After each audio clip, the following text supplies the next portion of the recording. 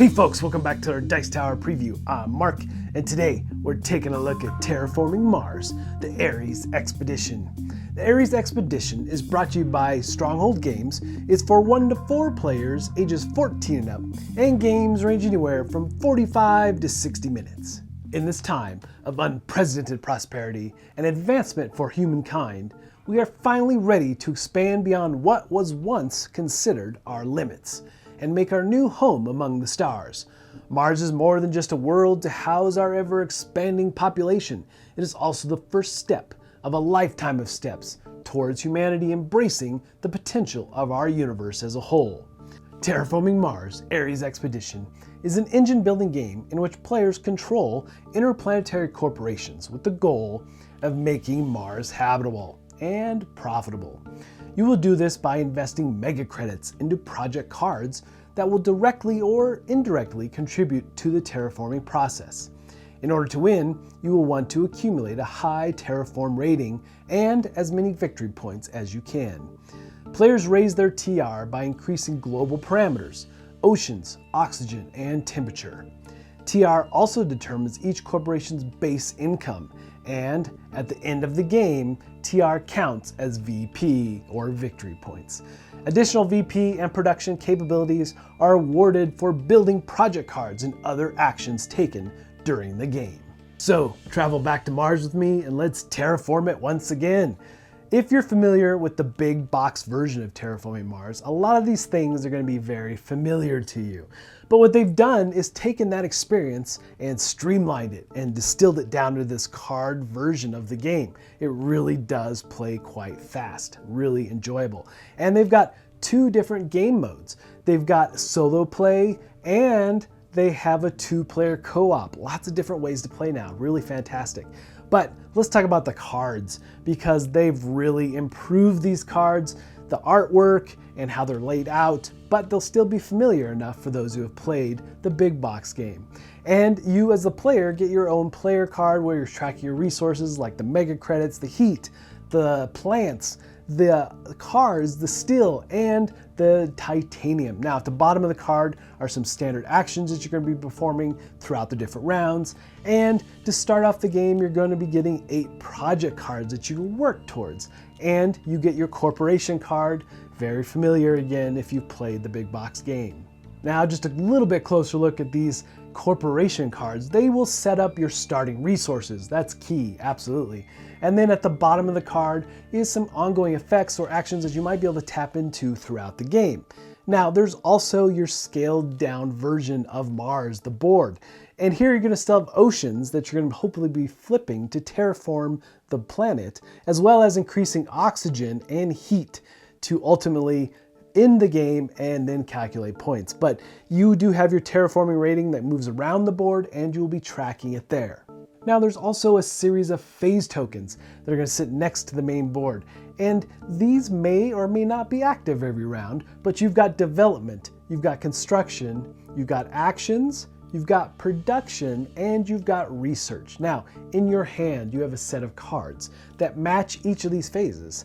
And what you're going to be doing at the start of every round is you'll pick one of these secretly. Now, you can never play the same act or same phase in 2 different rounds consecutively, but you will pick one of these phases and then everyone will simultaneously flip over their cards, and then likewise, you'll take the corresponding tokens and flip those over as well. And as you play through the available phases for that round, what they've done here to streamline the process is that each phase is played simultaneously. So games move very quickly. And as you do that, you will be also getting a bonus. If you happen to play a card that's matching the current phase you're in, you get the bonus at the bottom. So like for development, you would get a discount on playing cards. And each of the cards do have a cost, as you'd expect. So let's take a close look at these project cards, as these are really the core of what you're doing in this game. You're building out your tableau, trying to increase your corporation's ability to terraform Mars. And you have 3 different types. You've got green, you've got blue, and you have red. The green is all about getting production, getting more resources for your particular corporation. And you'll be gathering those on the production phase if it's available to you in that round. And then you have the blue cards, which will have effects or actions, potentially, that you can play during the action round. Now, the red cards have an instant effect, basically, and they might actually give you Terraforming Mars capability right out of the gate. And they'll just sit off to the side in your tableau as well, but they're not going to be used for other things, except along the side of the card there are tags.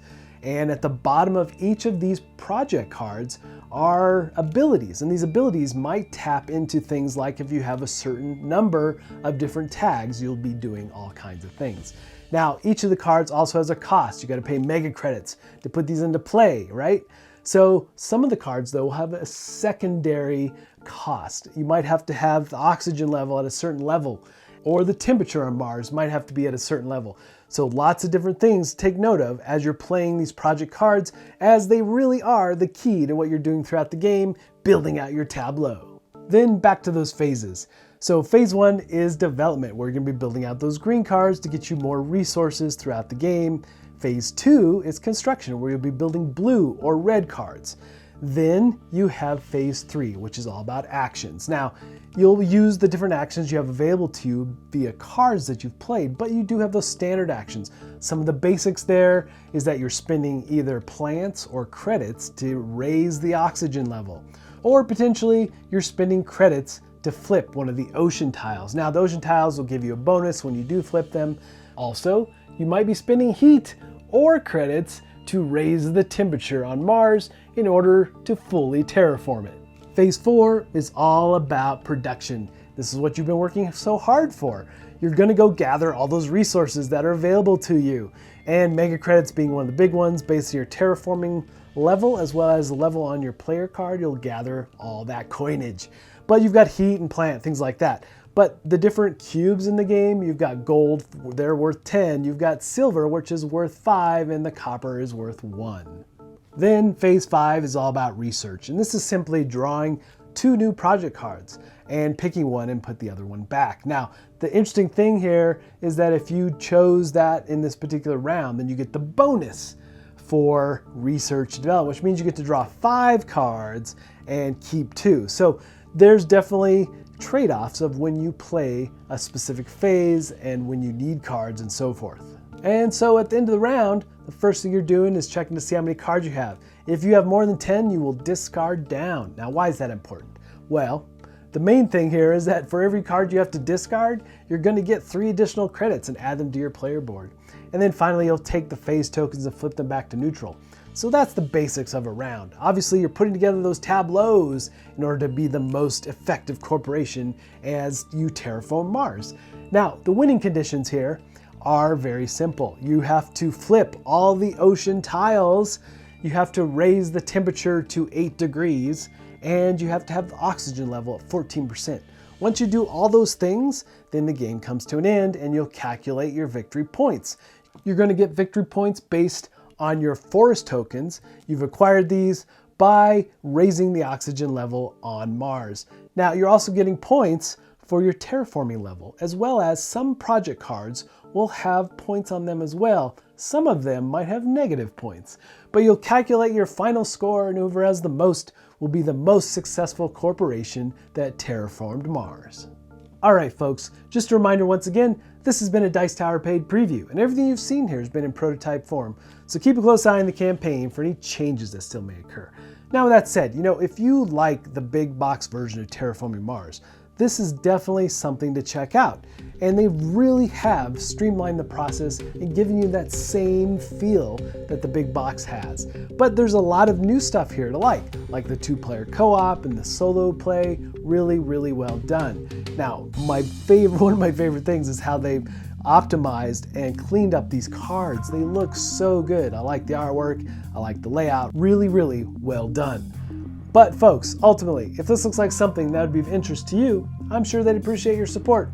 So I think that's it from me, and until next time, we'll see you at the table.